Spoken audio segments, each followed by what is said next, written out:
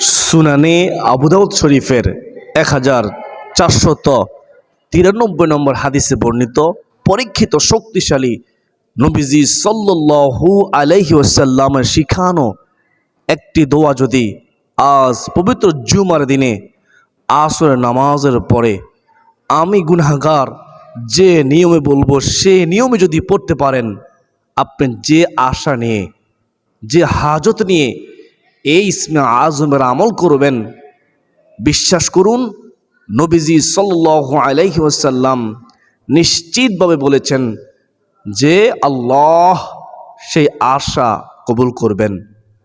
আল্লাহ তাআলা ডেকে বলবেন, বান্দা এখন আমার কাছে তুমি চাও, মন প্রাণ উজাড় করে তুমি যা চাইবে আমি আল্লাহ তোমাকে তাই দান করব।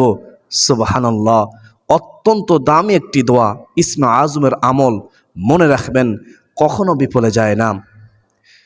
আপনি যখন আজ পবিত্র জুমার দিনে আসরের নামাজের পরে এই আবু দাউদ শরীফের 1493 নং হাদিসে বর্ণিত দোয়াটি পড়বেন, পরে দুহাত তুলে আল্লাহর কাছে রিজিক চাইবেন। আল্লাহ আপনার রিজিকের মধ্যে বরকত দিবে, অভাব দূর করে দিবে।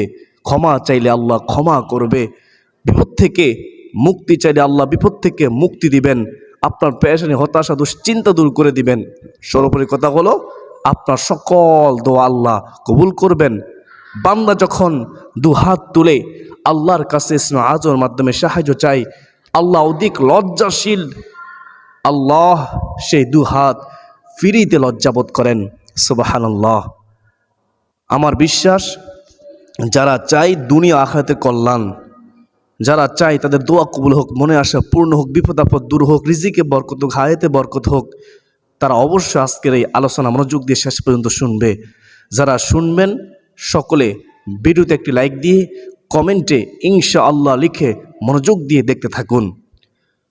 আমরা প্রথমে সংক্ষেপে জুমা দিন সম্পর্কে জানব। জুমা দিনে আসর নামাজের পর কেন আমরা আমল করব আমরা জানব প্রথমে মনোযোগ দিয়ে ইনশাআল্লাহ। তারপর আমরা আমলের নিয়ম বলে দেব। জুমার দিন অত্যন্ত দামি দিন, সপ্তাহের একদিন শ্রেষ্ঠ দিন।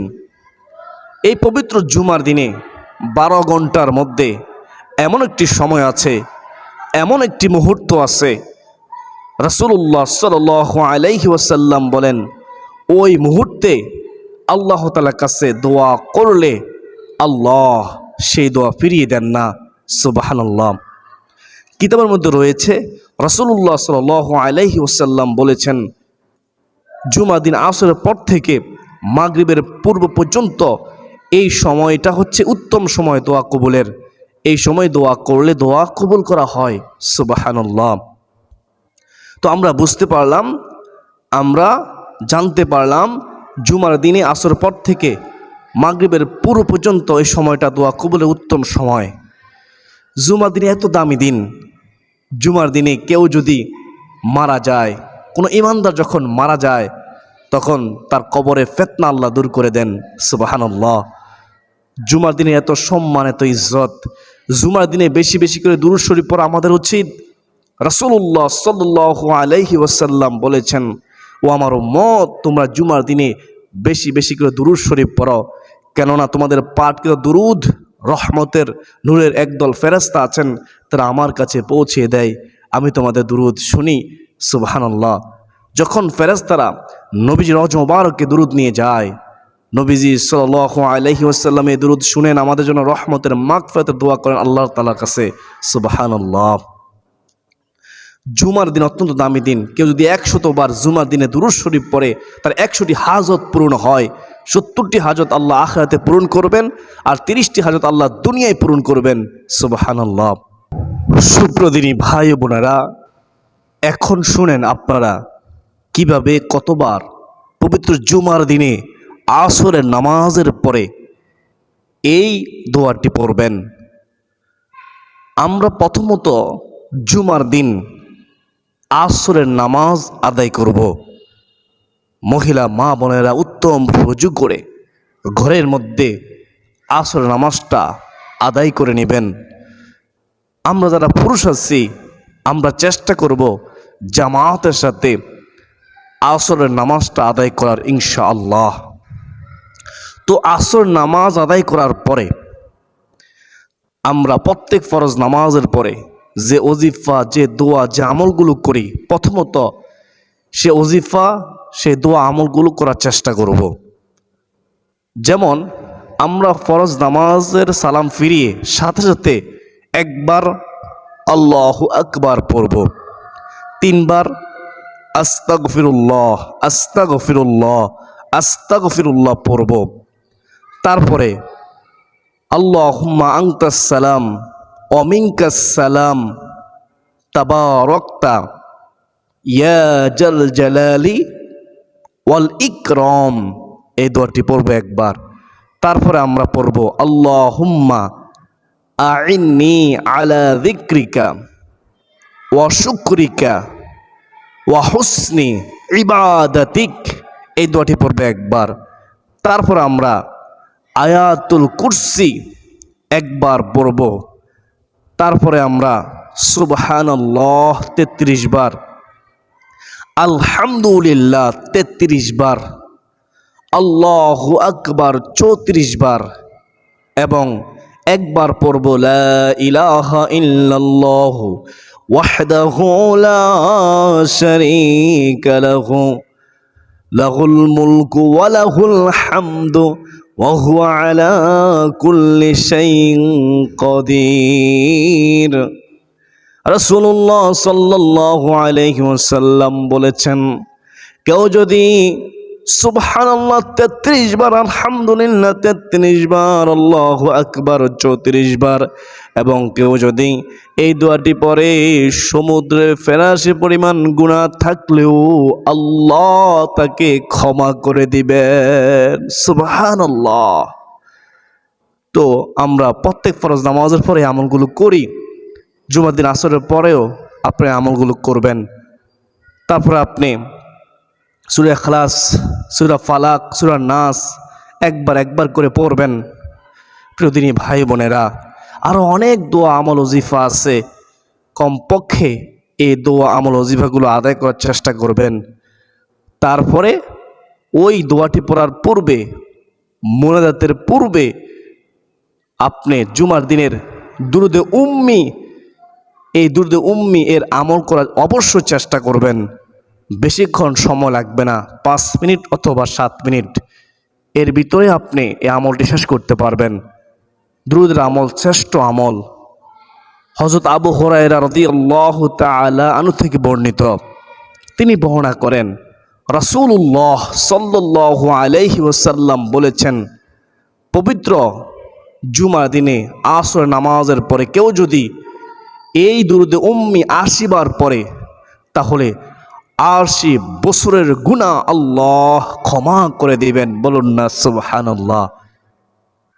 এবং 80 বছর নফল ইবাদত করার সওয়াব মহান আল্লাহ আমলনামায় দান করবেন। সুবহানাল্লাহ। ও মহিলা মা বোনেরা, এই দুরুদে উম্মি এর আমল করার চেষ্টা করবেন, যতদিন বাঁচবেন ছাড়বেন না। অত্যন্ত দামি আমল, আমরা নিষ্পাপ হয়ে যাব। আমাদের আমলনামায় আল্লাহ নেকি দ্বারা ভরপুর করে দিবেন ইনশাআল্লাহ। আমাদের দুরুদ রাসূলুল্লাহ সাল্লাল্লাহু আলাইহি ওয়াসাল্লাম রওজা মুবারকে পৌঁছে যাবে। আমাদের জন্য রাসূলুল্লাহ সাল্লাল্লাহু আলাইহি ওয়াসাল্লাম রহমত দোয়া করবেন, মাগফিরাত করবেন আল্লাহর দরবারে। সুবহানাল্লাহ। প্রিয়দিনী ভাই বোনেরা, দুরুদ উম্মি কি?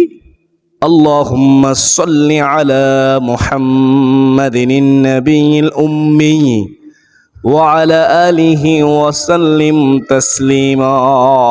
ছোট্ট একটা দুরুদ, বেশি কোনো সময় লাগবে না। আমি আরেকবার বলতেছি, আল্লাহুম্মা সাল্লি আলা মুহাম্মাদিন নবিয়্যিল উম্মি ওয়া আলা আলিহি ওয়া সাল্লিম তাসলিমা। আল্লাহু আকবার কাবীরা। এই দুরুদ 80 বার পড়তে বেশি কোনো সময় লাগবে না, পড়বেন 80 বার। তো আশা করি সকলে বুঝতে পেরেছেন। তো তারপরে আপনারা সেই পরীক্ষিত শক্তিশালী নবীজি সাল্লাল্লাহু আলাইহি সাল্লামের শিখানো ইসমে আজম, এই দোয়াটি আপনারা পড়বেন। আবু দাউদ শরীফের 93 নং হাদিসে যে দোয়াটি রয়েছে, দোয়াটি কি যদিও একটু বড়, সহজ, আপনারা পারবেন কয়েকবার শুনলে ইনশাআল্লাহ। শুনে শুনে হলেও পড়বেন, মুখস্থ না করতে পারলে আমি যা বলবো আমার সাথে আপনি শুনে শুনে হলেও পড়তে পারবেন ওই গুরুত্বপূর্ণ সময়ে। এই দোয়াটি 10 বার পড়বেন। দোয়াটি বলতেছি, আল্লাহুম্মা ইন্নী আসআলুকা বিআন্নী আশহাদু আন্নাকা আনতাল্লাহু লা ইলাহা ইল্লা আনতাল আহাদুস সামাদুল্লাযী লাম ইয়ালিদ ওয়া লাম ইউলাদ ওয়া লাম ইয়াকুল লাহু কুফুয়ান আহাদ। এ হচ্ছে ইসমে আজম। একজন সাহাবী ফরজ নামাজের পরে এই দোয়ার মাধ্যমে আল্লাহ তাআলার কাছে দোয়া করতেছে। রাসূলুল্লাহ সাল্লাল্লাহু আলাইহি ওয়াসাল্লাম শুনলেন। শোনার পরে ওই সাহাবীকে বললেন, তুমি আল্লাহ তাআলাকে এমন নামে ডেকেছ যেই নামে, যে ইসমে আজমের মাধ্যমে আল্লাহ তাআলার কাছে দোয়া করলে আল্লাহ দোয়া কবুল করেন, আল্লাহ তাআলাকে ডাকলে আল্লাহ ডাকে সাড়া দেন। সুবহানাল্লাহ। একবার ভেবে দেখেন, নিশ্চিতভাবে বলেছেন কে? রাসূলুল্লাহ সাল্লাল্লাহু আলাইহি ওয়াসাল্লাম। এখন আমাদের বিশ্বাস থাকতে হবে। যদি আমাদের বিশ্বাস না থাকে তাহলে এই আমল কবুল হবে না। নবীজি প্রেম, ভালোবাসা, মোহাব্বত অন্তরে রাখতে হবে। আল্লাহকে খুশি করার জন্য এই দোয়ার আমল করতে হবে। এই দোয়াটি 10 বার পড়বেন। প্রিয়দিনী ভাই বোনেরা, আমি দোয়াটি অর্থ সহকারে বলে দিচ্ছি, খেয়াল করে শুনেন। আল্লাহুম্মা ইন্নী আসআলুকা, হে আল্লাহ, নিশ্চয় আমি তোমার নিকট প্রার্থনা করতেছি, বিআন্নী আশহাদু আন্নাকা আনতাল্লাহু, হে আল্লাহ আমি সাক্ষ্য দিচ্ছি যে তুমি আমার রব, তুমি আমার আল্লাহ, লা ইলাহা ইল্লা আনতাল আহাদুস সামাদুল্লাযী, আল্লাহ গো তুমি ছাড়া সত্য কোনো ইলাহা নেই, সত্য কোনো উপাস্য নেই। সুবহানাল্লাহ। আল্লাহ তুমি একক, আল্লাহ তুমি অমুখাপেক্ষী। এরপরে সর্বশেষ, লাম ইয়ালিদ ওয়া লাম ইউলাদ ওয়া লাম ইয়াকুল লাহু কুফুয়ান আহাদ।